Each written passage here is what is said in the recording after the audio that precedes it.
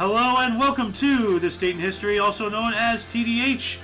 This show is all about the events that occurred to date in years past, both recognized by actual historians, but mainly things that we personally find intriguing enough for us to bring to you. The sources of this information come from the Smart Device application, Today in History, What Happened Today in History, Historical Calendar, and the website onthisday.com. For links to the sources, the music, and anything else potentially interesting, check the underbar description below. Anyway, I am A.O. Xander. I'm Scott. And today is Wednesday, also known as Wednesday, August 10th, 2022. So, Mr. Scott, why don't you do the honors of starting us off today with the first three articles? All right, you may have to start because is it the third one in the script bar? The third one is Des. It should say the TDH scripts channel. It's the first link. So there's today's historical events, and then famous birthdays, and then got it. And then who died. So I put the links in All order. Right, so are we starting the first one, the Roman Emperor? Historic event. Yeah. In the year 70, yeah. Okay. So starting with historic events, year 70. Second Temple in Jerusalem set on fire by Roman army under Titus during the capture of the city, approximately. Yeah. That's way back there. Yeah. Dang. So, Second Temple of Jerusalem. Wow, you have a pretty significant time jump here. I'll say, like, over 1,000 years. Okay. I would say 1,427 years. So, 1497, John Cabot tells King Henry VII of his trip to Asia. Ah. Look at that beard. It looks like that's looks like Grandma's chest, you know? What is that saying about 1492? Isn't there like some... Yeah, in 1492, Christopher Columbus sailed the ocean blue. Yeah, so I guess it's around that time. Yeah, well, that's 5 years later. So. Yeah, I guess that's what they did. They were just all traveling on ships back then. Well, yeah, Columbus discovered America. He actually landed in Central to South America. We figured this out a couple days ago, actually. My dad and I, we both thought he at least made it to Florida, but no. He was mainly in, the Caribbean and Venezuela. Oh, wow. The various places, because he made more than just his first voyage. He went back and forth, several times. But yeah, and that's what made me so confused. Why do we call Native Americans Indians? Because they're not even of the same area that Christopher Columbus landed in, thinking he was in India. So... And maybe, I don't know. Maybe this Asia in quotations, because I'm wondering where did they actually go. Maybe they thought they were in Asia, but they were actually in North America. Oh, I mean, possibly, right? Yeah. If you do some research, I mean, I could see that. Actually, where did John Cabot land? 1497. Let's see here. And, of course, the internet is lagging. Okay, here we go. Newfoundland. Okay, that's a bit north. So, yeah. In 1497, he sailed west from Bristol, hoping to find a shorter route to Asia, a land believed to be rich in gold, spices, and other luxuries. After a month, he discovered a newfound land, today known as Newfoundland, in Canada. So he just missed it. By half the world, yes. Yeah. Anyway, you have another article here. Okay, so 1585, English Queen Elizabeth I signs Treaty of Non-Such, aid for Netherlands. Interesting. That's a weird name for a treaty. Treaty of Non-Such. That sounds like they're not giving it the respect. Like nonsense. It's like nonsense or something. Yeah, or it's non-such. Such and things. It's non. Yeah. So it sounds like a.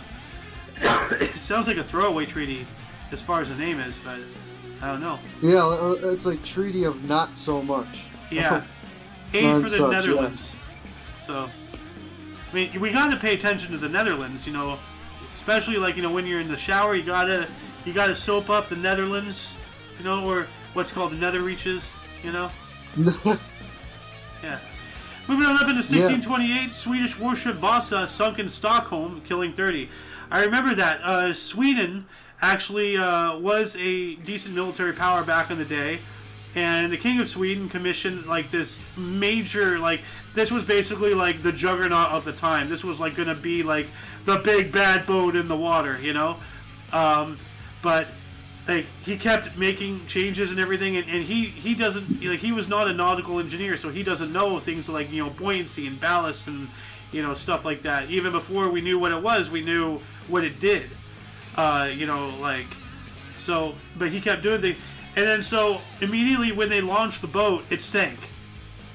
It was. Can you imagine that picture, that beached picture, that gigantic ship? What a sight that would be. Oh yeah.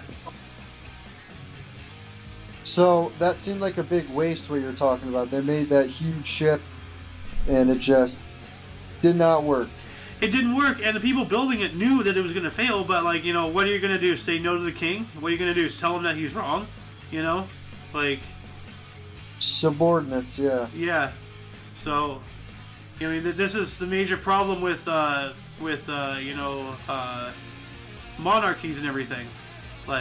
And in any form of if you're a politician, if you're a leader of a town or a city or a nation or whatever, if you're in any position and you have people under you that is afraid of you, you're doing things wrong, because you need people to tell you no, to keep you in line. You're not God, so yeah. Yeah, and it's not an ego-driven person, because the more egos they have, it's just it's hard to go anywhere with them. Yeah, well, case in point, it bit Stalin right in his ass. Because because Stalin did what Stalin did, everybody was terrified of him, and after he had his stroke, his very own surgeons didn't touch him out of fear, if they did something wrong, he would kill them. So they just let him be, and then he died. So because of the fear he gained that supported his power, it came back to literally be his undoing. Yeah. So, we're all people, you gotta be humble. So. Agreed. That's tough. I'm seeing a lot less of that nowadays, but. Oh, yeah. Well, now we're probably seeing a rise in it with the whole Biden regime and all that stuff going on, and, But anyway, moving on up into 1675, King Charles II and John Flamsteed laid the foundation stone of the Royal Observatory in Greenwich, London. Cool. I think we were talking about this, actually, the other day, weren't we? So they started that observatory quite a while ago. So that must have been a nice start. Yes. The Royal Observatory in Greenwich, London. Let's see if it's even still around. It should be. But my internet is lagging a little bit, so... While that's loading in... Yeah. I was watching a bit about observatories and them trying to study space, and just how much goes into those lenses to look as far as possible, and we're not even scratching the surface of space yet, and that takes a lot of effort and a lot of money to put those things up. So they'd have to get the funds and just the support to do all that stuff. So if you don't have people on board, we're not looking at space. Yeah, well, that brings up something else. By the way, I have a picture of the observatory here. It's pretty small, actually. Big windows. Look at that. Those are huge windows. Oh my god, dude, those are 2-story windows. I wonder if they added on that little brick square part later, or that was original. Maybe it's an add-on. I'm not sure. There's a bunch of these weird, roofs, and then this is obviously an observatory dome, I think. Looks like it. Yeah, this definitely is up here. But anyway, no, remember that radio telescope, out in Jamaica or whatever, that huge one, that's built into the ground, that collapsed a couple years ago. Yeah. Yeah, when I heard about that, I legit, teared up, because that's a huge loss. Yeah, they just didn't maintain it, I guess. Yeah. Well, it's also, it's on an island right next to the sea, and Yep. and it is antiquated, so maybe they just let it fall apart, and they are rebuilding it. So maybe they're rebuilding it with modern technology and everything, because we've retired Hubble and we have the James Webb telescope or something right now. Pretty sure, yeah. Yeah. That's one of them. I mean, they're in a few different countries, but yeah, that's one we have. Well, no, the James Webb telescope is one in space. Like the Hubble, but the Hubble was built 40 some odd years ago, and technology has advanced since then. So we've recently put in a new space telescope up there, and we're decommissioning the Hubble. Gotcha. Yeah. Anyway, in 1776, during the U.S. Revolution, or the American Revolution before the U.S., word of the United States Declaration of Independence reached London. Oh boy. Here we go. Next three are yours. Starter. Gaslight, fire starter. Yeah. 1787, Wolfgang Amadeus Mozart completes his chamber piece, Ein kleine Nachtmusik, a little serenade. Nice. Yeah, I looked into a little bit of classical music stuff. I mean, I like kind of some of the music they had back in the day, because I'll be sitting and listening to some pieces like, I don't know, I don't even think, as you can see, some of these names are in a different language, so I can't remember them all, but yeah. I'm just thinking about what it would be like sitting in there back then, listening to that, because that was basically like their technology sort of back in the day. It was music. Yeah, it was legit entertainment, Right. What happened in 1792? Okay, 1792, a large-scale insurrection against the French monarchy occurs in Paris. Ooh, oh boy. Was it? Was that, what was that insurrection like? Huh. I think a few people lost their heads. Probably. Oh wow, look at this guy. This is also 1792. Should I read it? Yeah, this is your third. Okay. Also from 1792, papers from the Tuileries Palace proving the Comte de Mirabeau had secret dealings with the court. Are revealed. Uh-oh. So that's probably what sparked that insurrection that you just read, because treason. Yeah. Well, not just treason, but a full-on revolution, because French with their revolutions and everything. Yes. This is actually just shortly before Napoleon, because Napoleon took advantage of all these revolutions, united the country, and then went and used all of that energy against the rest of Europe. Moving on up into 1888, New York Giant pitcher Tim Keefe signed a 19-game winning streak, or set a 19-game winning streak record. Interesting. That's some old baseball right there. That's like Black Sox era. Wow, look at that hat, dude. That is old baseball. Yeah, that is some old era baseball right there. That's like original baseball. 1893, Rudolf Diesel's prime model internal combustion engine, a single 10-foot iron cylinder with a flywheel at its base, ran on its own power for the first time in Augsburg, Germany. I wonder if that's one of those engines that have a spinning wheel to start it. I don't know if you know how, hand crank? A hand crank, yeah. Yeah. Yeah, no, it has to be, because, this is... They're like chooching. Yeah. They're like chooch when they run. Yeah. This is, this guy, Rudolf Diesel, he's the inventor of the diesel engine. Hence the name. Makes sense. Yeah. This is this is the start of the Industrial Revolution, 1893. Yeah, right out of horse and carriage time, pretty much. Yeah. In just, 20 years, we'll be in the air. 1913. That's true. Yeah. After many trial and error attempts. Yeah. 1904, Angelo Giuseppe Roncalli, the future Pope John the 23rd, became a priest. All right. Or Angelo Giuseppe Roncalli. Then we have polio. 1921, FDR stricken with a paralytic illness at summer home at Canadian island of Campolio. At the time, it was thought to be polio, but it could also have possibly been Guillain-Barré syndrome. So that's interesting. So yeah, and 1921. they're in like iron lungs. Yeah.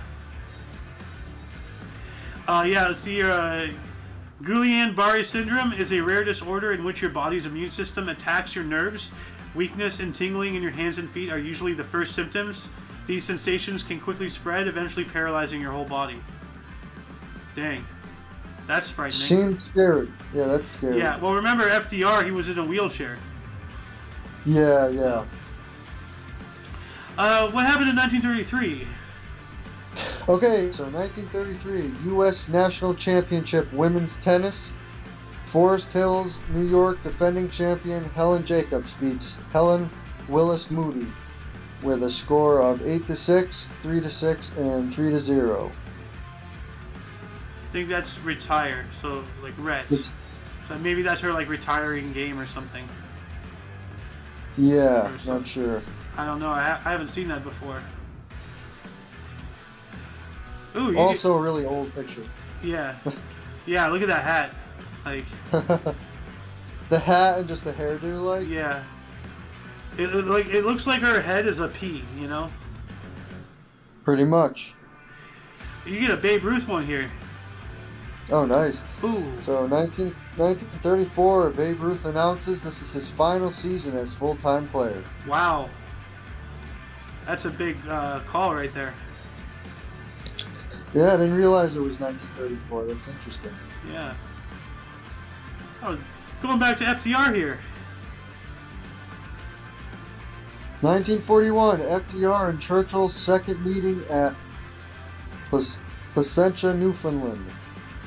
Yeah, like I first saw Placentia. There's a Placentia, like a couple, cities over. That's actually where I went to my high school. It's in Placentia, but I didn't know they had a Placentia, Newfoundland. That's weird. Yeah, we got a lot of UK names where I'm from too. I guess they. Well, Placentia is actually a Spanish name because placid, means calm, like peaceful, and that's also where placenta comes from. Like it's the peaceful, the womb. Your development. It's the peace. So Placentia is like the city of peace.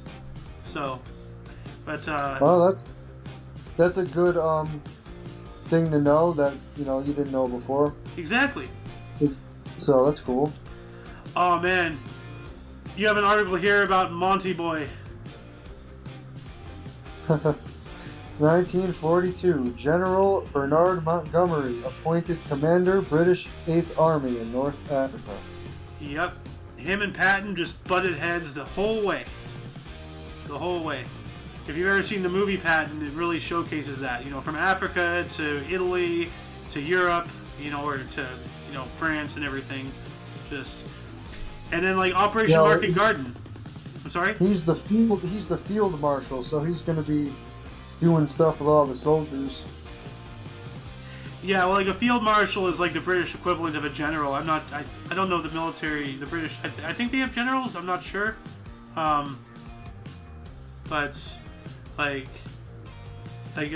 field marshal is pretty high. They just had a lot of conflicts of interest. You're saying? Yes. Well, I mean, just in the way their attitudes and how they handle situations. Montgomery is more of a British gentleman. He looks at things more, diplomatically, more strategically, and everything. Patton, is an equestrian. He fought in the First World War. He was like a sergeant, and by the end of it, I believe. But he's all about attack, attack, attack. His nickname was Old Blood and Guts. And there was one point in the war where the Allies only had enough fuel to do one of two operations. Patton wanted to just load up his tanks and just drive into Berlin. Montgomery wanted to do a paradrop into Belgium and everything. Montgomery got his wish, and Operation Market Garden turned out to be a catastrophic failure. The huge waste of resources, manpower, needless deaths. Yeah, we got some ground, but I'm not sure, if we held onto it for how long. But it was a waste, an outright waste. So. Yep, that's a crazy story. Seems like it would be a waste, and yeah, people would not like each other after something like that. Oh no, Patton hated Monty since like Africa, it's a whole long thing. Like, I recommend watching the movie Patton. Actually, I should probably see if I can find it on YouTube or something, because it's a good movie. Anyway, moving up into 1943, Adolf Hitler watched the lynching of Allied pilots. Oh, that is... Oh. No. Yeah, that's awful.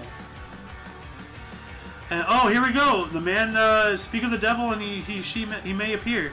1943, U.S. General George S. Patton called an injured soldier cowardly.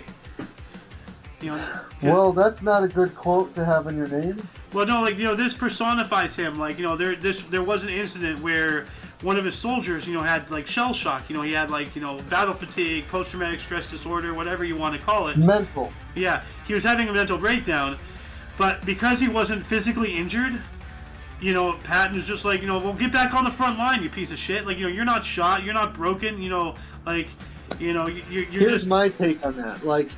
He's not going to be at his full, productivity as a soldier, though. Oh, yeah.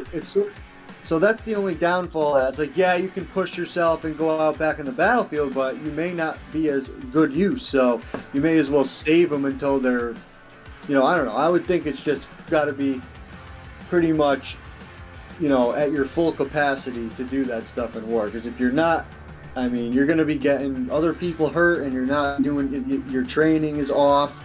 So I don't know. No, you're 100% right. But you're looking at it through a 2022 perspective.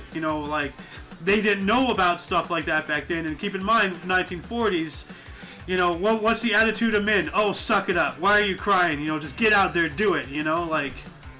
True. They're a lot tougher back then. So. Yep. Then, 1945, Japan announced willingness to surrender to allies, provided Emperor Hirohito's status remains unchanged. Alright. So, that's when we essentially made him a figurehead, because essentially Douglas MacArthur was the leader of Japan and all of their extended territories for 10, 15 some odd years. I think 20 years actually, before they gave their country back to them. So, what happened in 1948? 1948. Bradman scores 133 Australia versus Ost versus Lancashire. 216 minutes, 17 fours. Yeah, 17 fours. That's cricket. Yeah, I don't know much about cricket. Fours, sorry. None of us do. I don't. My dad doesn't. So that's remember I told you a couple days ago. If you read something and you read it right, but you feel like you had a stroke, that's just cricket. So.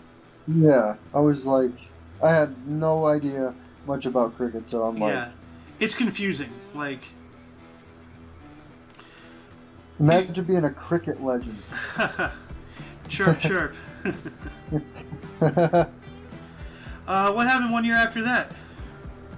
1949, Ezard Charles. Technical knockouts Gus Lesnevich in 8 for heavyweight boxing title. This is before Muhammad Ali, so this is even... Yeah. So, Ezard. Interesting. Yeah. Different name. I know of a comedian called Eddie Izzard. I've never heard of Ezard as a first name. But yeah, he probably falls into the category of people that you might not remember won a title. Well, yeah, because this is a thought that pops into my mind. How long is it going to be before people in 100 years from now, are we still going to be teaching World War II? We can't teach all of world history. We're already at long past a point of no return of not being able to teach everybody every aspect of history. Let alone wars or anything important. World War II is a significant thing, but so is everything else in its own rights. But how long is it going to be before, like, things like that are just taken out of the curriculum because it's just too much? Like, we focus on the ancient times and we focus on the modern times, and everything else in the middle is just interchangeable sandwich meat, Yeah. So, like, do you want pimento or do you want turkey? Goes on. I'm sorry? We'll see as time goes on. Yeah. What they plan to teach. You have one more here in 1950.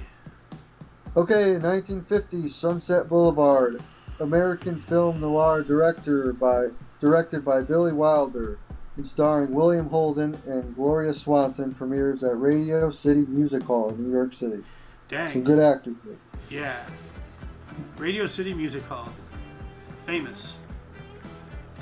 1960, Los Angeles premiere of Alfred Hitchcock's Psycho, starring Anthony Perkins and Janet Leigh. Ooh, what a movie. Yeah, I've watched that a couple times. Which, like, for the blood, didn't they use, like strawberry jam or something for the blood? I think, because some of it was just in black and white, so it was hard to tell. Yeah, well, like, I mean, like, the movie Dance, not the movie, but, like, that short little video, Dancing in the Rain, or Singing in the Rain, I'm singing in the rain. Like, they actually used milk for the rain because it picked up on the camera better. Yeah, I think that's always fair weather, maybe. I don't know. That's always... the movie. Oh, okay. Oh, okay. So it is a scene from a movie. Well, that makes sense. So I'm pretty sure, yeah. Anyway, 1970, Jim Morrison's trial for lewd and lascivious behavior began in Miami, Florida. Oh, what did he do? Lewd and lascivious. Like, that could be anything from, like, peeing in public to exposing yourself to somebody. I don't... lascivious is an adjective of a person, manner, or gesture, feeling or revealing an overt and often sexual desire. He gave her a lascivious wink. So, like, maybe he was just, like, being a Johnny Bravo,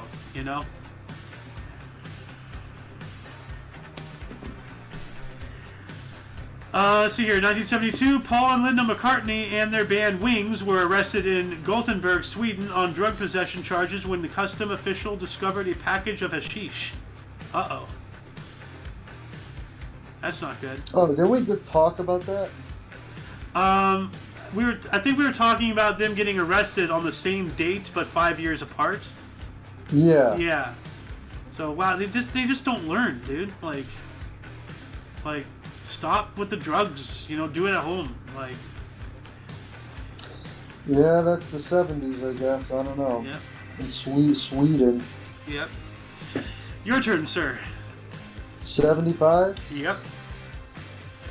So, David Frost purchases exclusive rights to interview former U.S. President Richard Nixon.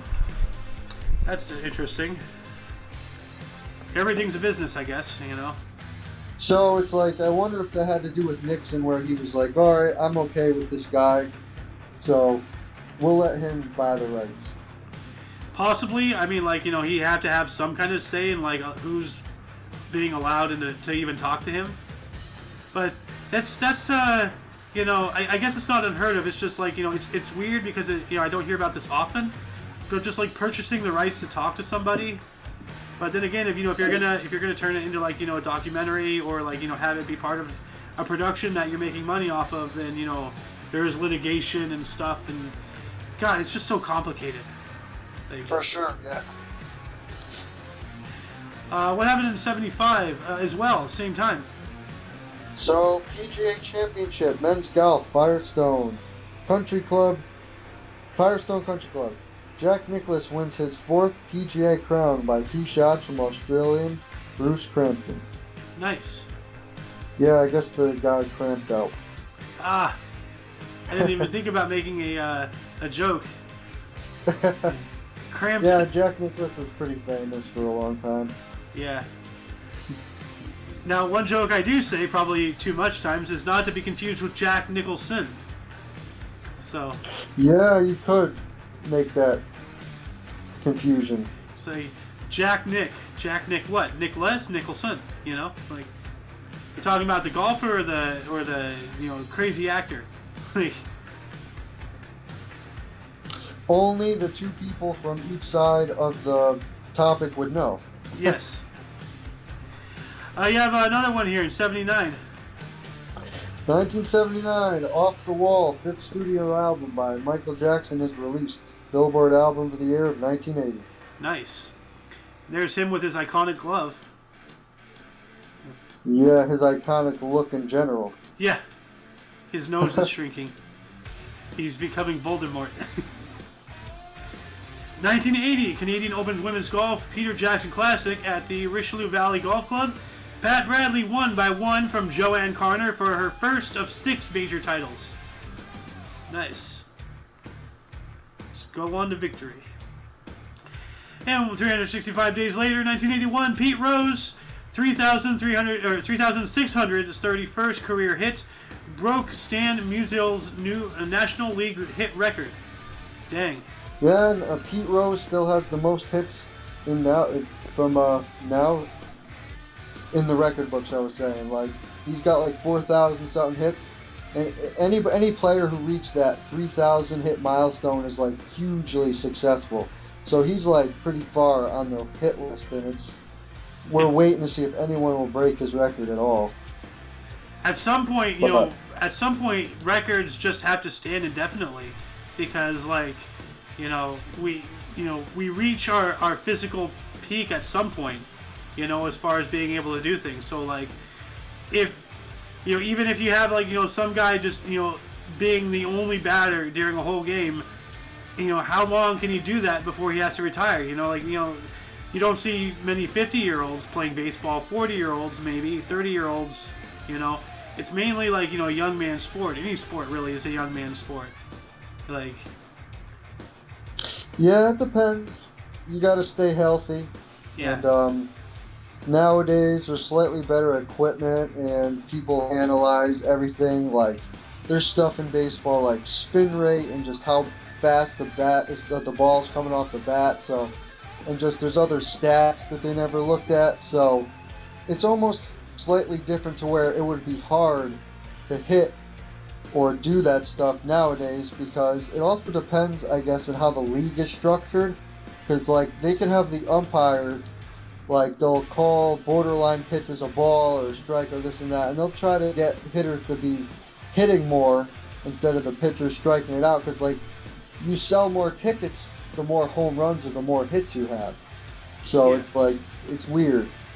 Yeah. Well, I mean, you ask, anybody who watches NASCAR, and I wouldn't say the majority, but I'd say a good chunk of the answers would be I'm just here for the crashes, people want the action. So, see here, what happened in 1983? Same picture from yesterday. 1983, first World Championships in athletics. Carl Lewis wins gold in the men's long jump. Nice. 84? 84, the U.S. beat Spain 96-65 to win the men's basketball gold medal at the Los Angeles Olympics.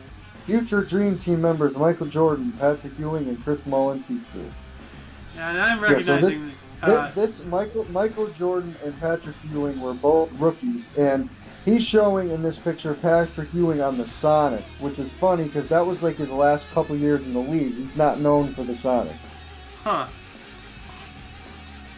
And then they have Michael Jordan, in the even more recent picture. He looks like an old guy. His beard is gray. Yeah. Yep. You have one more here. Oh, this guy. Billy Martin Day. Uniform number 1 retired. Yeah, he was around for a while. A really liked guy in New York.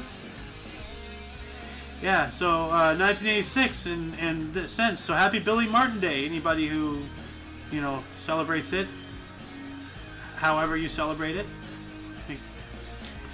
1986, pitcher Bob Forsch grand slam led to... Oh wait, it's your turn. I'm sorry.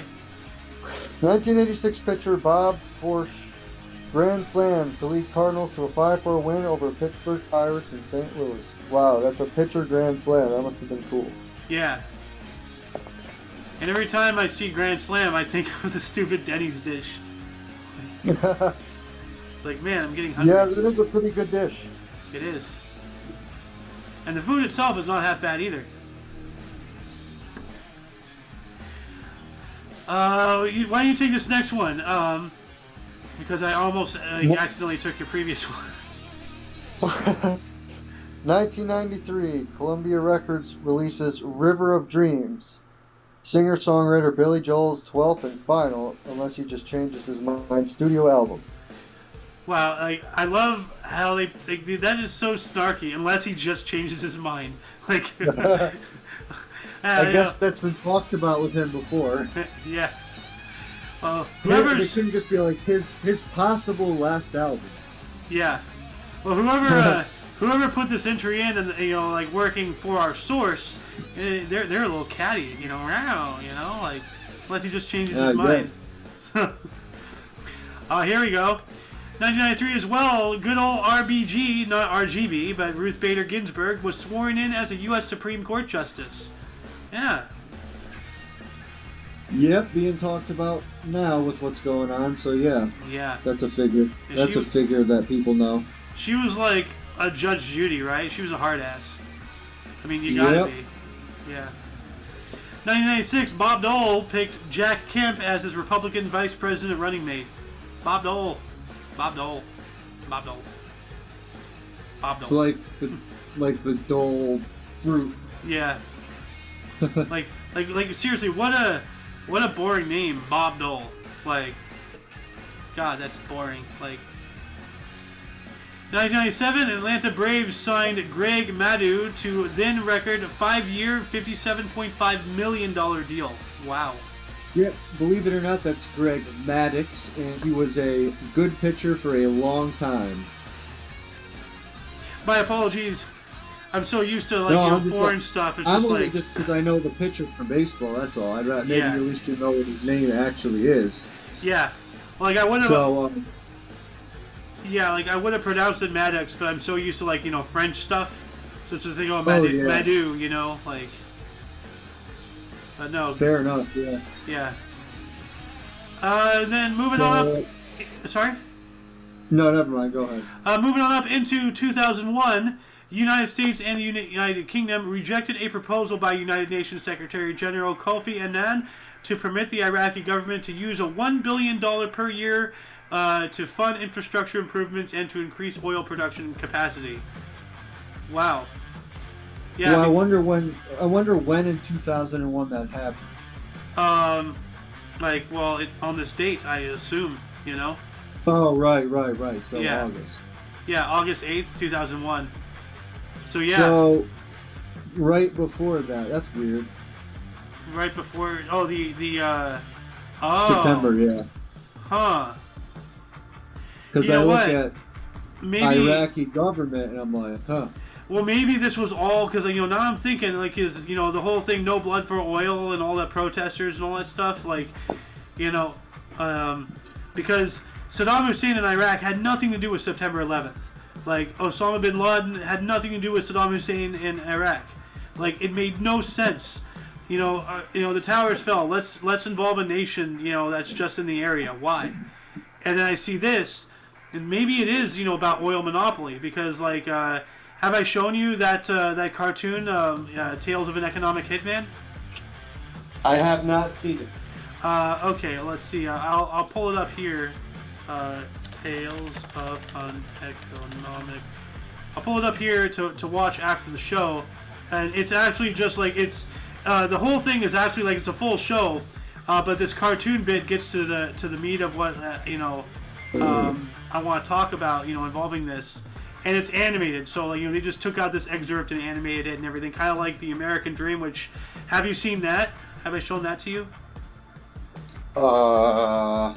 What's it? You said American Dream? The American Dream. It's a half-hour long, cartoon involving the creation of the Federal Reserve and the IRS and credit cards, and how taxes are all a scam and everything. I don't think I'm looking it up now. Well, we'll watch it after the show, okay? Yeah. Why don't you tell us what happened in 2008? Okay. Going down the list. Well, while you're catching up, I'll take this. 2008, U.S. superstar swimmer Michael Phelps won the 400-meter individual medley at the Beijing Olympics in a world record 4 minutes, 3.84 seconds. Yeah, wow. I watched that online. It's pretty nuts. Yeah. Have you ever heard of chess boxing? They had multiple swimmers, and he was like one out of their team. So they all did like really good. Yeah. Have you ever heard of chess boxing? Chess boxing? Yeah. I haven't. It's an actual sport, and there's actual championships for it, where like the first round you play some chess, and then that lasts for like X amount of X amount of turns. It's not like you sit there and play chess until somebody wins. You play chess for like be it timed or like X amount of moves or whatever, and then you put on the gloves, you get in the ring, and you box for a round, and then you go back and play chess. You go back and box, and the winner is determined by who either wins at chess or who wins at boxing. So it's legitimately chess boxing. Like, wow, that's crazy. I know. Look that up. I know. Like when we first reported on that a couple months ago, actually, I was just like, wait, that's a thing. Like, and I thought, they made a sport involving chess and boxing. How funny. Like, oh, it's real. What? Like. Well, I mean, like, they have a sport that's like the guys just slap each other in the face, and if you're not knocked out, you go another round, basically. Yeah. So I've seen that. That was kind of nuts. That's so stupid, though. It's just like, how hard can you get? It's almost like arm wrestling. They both stand to a table, they put chalk in their hand, and one guy just wails the other guy, and if he can take it, they keep going. See, here's the thing. When I think of like people in that in that sport, I feel very fearful for their wives, because if they don't feel pain from getting slapped, then oh my god, the fight is not going to go their way. Yeah, concussions are probably bad with it. Yeah. Anyway, what happened in 2015? 2015, Google announces its restructure as Alphabet, a holding company with Google, YouTube, Android, and Chrome as subsidiaries. Yep, that's what I said the other day. Remember, Google just kind of like how more recently Facebook became Meta. They structured themselves. It's just a way to get rid of the stigma of their old name, continue on doing the same thing just with new colors, and people oh, it's a different color, it's a different thing. People are just easily confused. Like, yeah. And during that. And you've seen this. You've seen the dead internet theory and such. We talked about that the other day, actually. But like during this, restructure, when Google was first formed, and I think I've talked to you about this. Their company motto was "Don't be evil." Okay, that's simple. Don't be evil. Flat out. When they restructured. And then Alphabet, is it's the same thing. It's just the corporation that now owns Google, but it's just the same thing. Just semantics. They changed their company motto to "Do the right thing," but do the right thing by who? That's the question. It's this vague just language. Be a mindset, I guess. It's like a mindset thing. Yeah, because they are doing the right thing to their shareholders by basically destroying the entire thing about YouTube. They've ripped the soul out of it for all of this corporate gains, monetization. They've created an entire industry, because like think about it. 20 years ago, people weren't, what we're doing right now. We're live streaming. People weren't doing that 20 years ago. Like everything involving live streaming and playing games online, streaming that, all these shows, all this stuff on YouTube. Everything, it all stems out of, just, society getting access to this technology and it becoming more normalized. And now it's actually turned into a business. Back then you needed a whole separate webcam to do that stuff. Yeah, and who had webcams back then? That was Not expensive. Many. Yeah, because you don't need it. You don't need a microphone. Well, if you're gaming, you need a microphone, but you don't need a webcam. But like now, you want to do YouTube, you want to stream, you want to maybe like later on make money out of it. Like, it's turning into a business. And then now you do the right thing by the shareholders, which now have stakes in the business. Meanwhile, you have okay, now you got to censor this, censor that, ad revenue, demonetization, all that stuff. Delete negative comments. Exactly. The algorithm. Good old algorithm. It's doing. Yep. They are doing the right thing, not to us, but to the shareholders. So they are honoring their word. So that's the thing. That's the problem. So anyway, getting back into the topic here, 2017, 2017, Taylor Swift testified in Denver, Colorado court that DJ David Mueller groped her. Ew. That's gross. 2017 as well. I guess he just couldn't help. He couldn't help himself. Yeah. Whatever. Well, speaking of grabbing things by the other word for cat, 2017, cat, yeah. U.S. President Donald Trump declared opioid addiction a national emergency. Yeah. So. Why did it have to be him to declare that? It's already been declared probably by other people, but I guess. Maybe because he was a sitting president, so in order to refresh its validity, he has to say it. Yeah. So. And then 2000. Why don't you take these last two here, actually? Fentanyl never was really a thing until nowadays. Yeah, and now fentanyl it's all made in China. Like, it's crazy. Yep. Okay, 2020. Hong Kong tycoon Jimmy Lai is the most high-profile figure arrested in Hong Kong after its new security laws. I remember that. But also, I think he had some pro-Western sentiment, so that's probably why they went after him, because what makes the world go around? Money. And he's in Hong Kong too. This was during the protests, remember? So yep.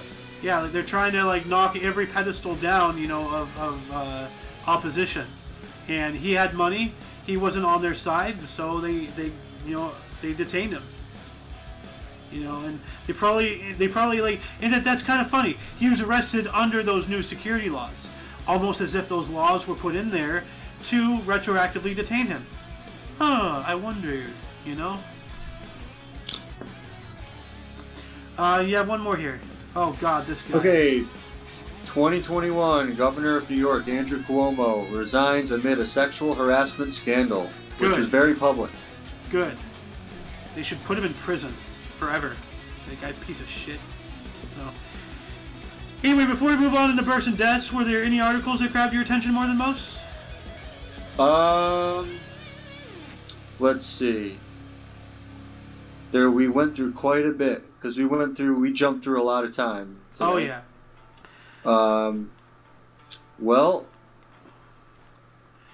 Well, there's that John Cabot coming home from Asia actually then we looked it up and figured out how he discovered Newfoundland. Yeah. It remains to this day Newfoundland, on the east of Canada. So. We talked about the beginning of the Industrial Revolution with Rudolph Diesel. That was kind of interesting. Yeah, with his diesel engine and everything. Also, also that warship, the Vasa, sinking in Stockholm, Sweden. Yep. And the one that they built totally wrong. Yeah. In a word of the Declaration of Independence reaching the UK. About Patton. About who? Batman? Patton. Yeah, we talked about Patton a lot. In Montgomery and all that stuff. Yeah, a lot of stuff happened. When even after we just read everything, we go back and we look at stuff. It's there's a lot of things happened. Oh yeah, FDR stricken with that disease that took his ability to walk. His paralyzed thing. Yeah. It was Barré syndrome. Guillain-Barré. Yeah, good pull. You have a good memory. Yeah. Anyway, so I'm gonna do the split here real quick. So blah blah blah. Okay. Hello, welcome to part 2 of the show. We are entering births, and once again, why don't you start us off here, sir, in 1729. Okay, 1729. So we're going to, what is it, a famous birthday? Yes. Okay. Okay, so William Howe, 5th Viscount Howe, British military leader, commander of British forces in the American Revolutionary War, born in England, D 1814, which I don't know what D means, but Death. He died in 1814. oh, it's death. Okay. Yeah. Yeah. So wow. So he was the leader of the opposition. So commander of the British forces in the American Revolutionary War. But he lived a while too. Yeah, but what about Cornwallis? Was Cornwallis above him? I think so. Lord Cornwallis. So, but this guy was up there. Yeah. Uno mas. Okay. 1782, Charles Napier, British soldier and Major General of the Bombay Army who conquered Sindh and became its governor, 1843 to 1847. Born in Whitehall Palace, London. He died in 1853. Look at that beard, dude. I mean... Yeah, I don't know how they did it back then. And they had all that stuff comfortably, those big, long beards. Yeah, and all those starch suits. And actually, before starch and stuff, they actually used to use, paper collars. Just a sheet of paper, and just put it in your shirt, and there's your collar, How about that? Yeah. And then they got into starching and all that stuff, and then now we just have stuff like this, I have a collar, but, I'm not buttoned up and with a tie, Moving on up into 1814, we have Henry Nestle. He was a German-Swiss industrialist, the founder of Nestle, the chocolate company, born in Frankfurt, Germany, dying in 1890. So wow. Where do they pronounce that name Henri? What? Henri? Yeah, I've heard that same spelling of Henry being said as Henri before. Henri. Yeah. Well, it might be a case George, the name George. Yeah. If somebody's named George in Mexico, they call him Jorge. Because True. It's based off of how that language pronounces that letter. It's spelled with a J. So. Yeah, Henry or Henri, George, Jorge, Jesus, Jesus, Mexico, Mexico. So it's just, different, linguistic pronunciations of those letters, provide different sounds. Different dialects, yeah. Yeah. Then he was the industrialist he was an industrialist. Yeah, he's the founder of Nestle, the chocolate. Yeah, that's what I thought at first. That's what that was. Yeah. Born in Frankfurt, Germany. So of course, German, they know their chocolate. Yeah. But now, if you take our chocolate out here, Nestle, Hershey, anything like that, it's too sweet. We just pour so much sugar in there. If you give them if you give a German a Hershey bar, they'll spit it out. It's just too much. It's rich stuff. If you've ever had cacao, it's different. It's or it's more bitter chocolate, or dark chocolate is a different version. Even that's sweet, but yeah, I've heard of cacao. Yeah, that's supposed to be a really. I think I've had it in frozen yogurt or something. Cacao chips, Yeah. Yeah. In 1856, we have Edward L. Doheny, was a U.S. oil tycoon, born in Fond du Lac, Wisconsin. Huh. An oil tycoon. That's interesting. Oh, you have a interesting guy here. Inventor and Zeppelin commander. Okay. 1868, Hugo Echner, German inventor and commander of the famous Graf Zeppelin during its record-setting flights, born in Flensburg, Schleswig-Holstein. Died in 1954. Dang. So the more Zeppelins, that was just a big craze back in those times.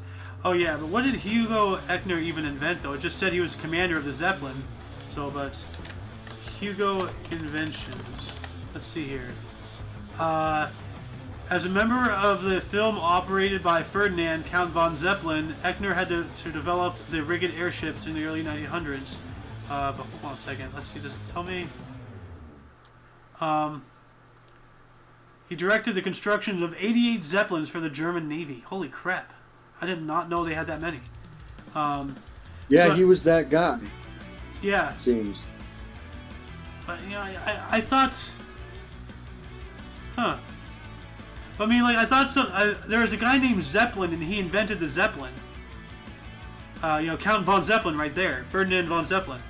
But I guess Eckner, worked with him and invented various pieces of the actual, equipment in order to make it work, So, yep.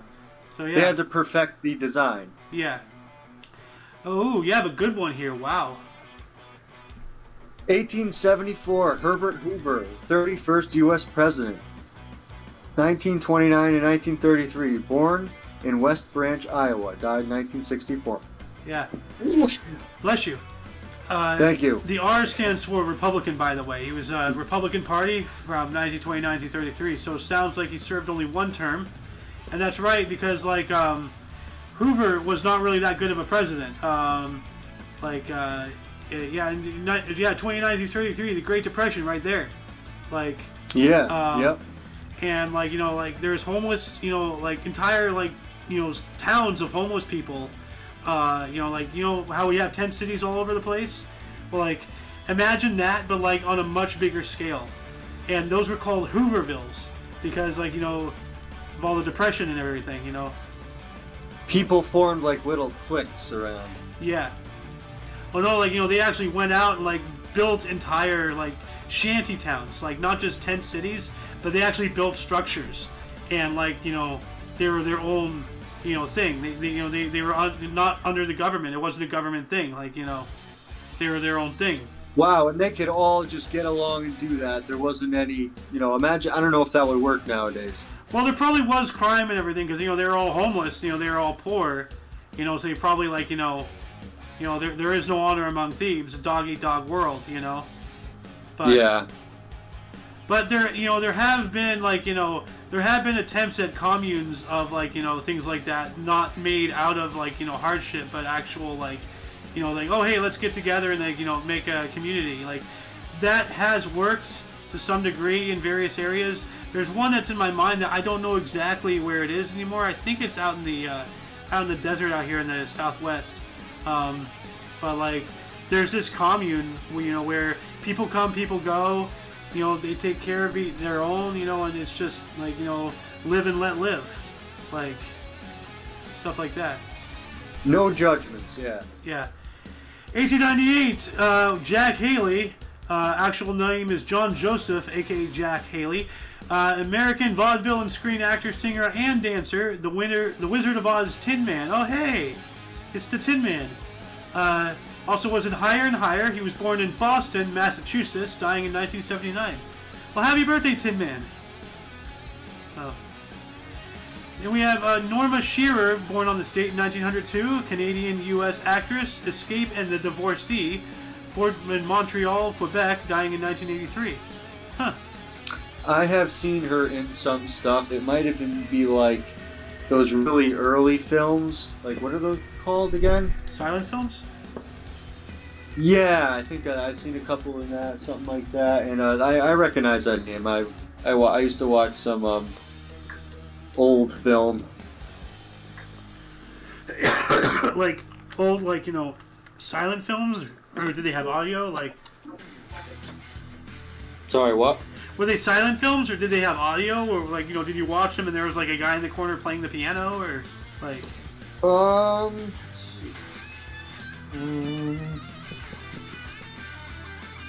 Let's see. I mean, what was the atmosphere? You went and saw it in the theater, right? Or... No, it was at home. At home, so... Huh. Well, it looks like she did Marie Antoinette in 1938. Alright. I think there's... that's one of them. I think audio was in films by then. Yeah, looking up all her stuff, she goes into the early 40s. Probably did something when she was older. Anyway, who else was born today? Why don't you take 59 and 60 here? 59 and 60. Yeah, a bit of a time jump. 50 years. Yep. Okay, got it. Rosanna Arquette, actress desperately seeking Susan in After Hours, born in New York City, New York, and that is David Arquette's mother, I think. Ah.